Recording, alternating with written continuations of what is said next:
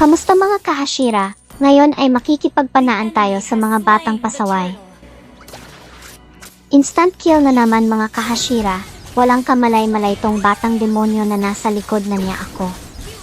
Ang bait talaga ni Munton sakin mga kahashira.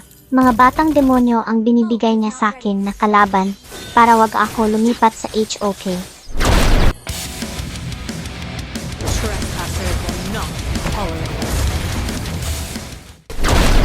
Mga kahashira, may nakaka-inspire na moment dito.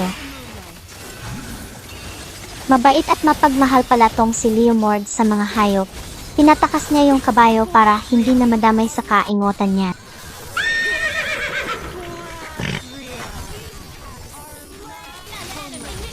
Sa mga kaibigan ko na nagtatanong kung lilipat daw ako sa HOK, sa ngayon wala po akong plano.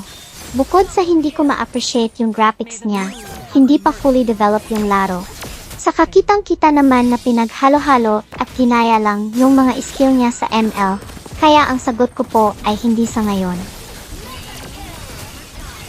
Tignan nyo kung gaano kaganda ang mga skill effects ng mga demonya dito sa ML.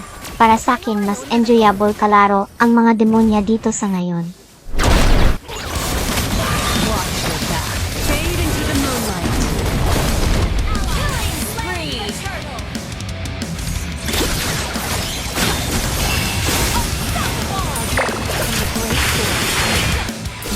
Run from my arrow.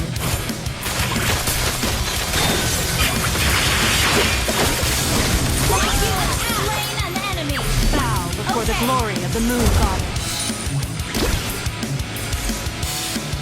My arrow is my answer. Masyado nang humahaba ang laban nato. Oras na para masukuin itong mga demonya.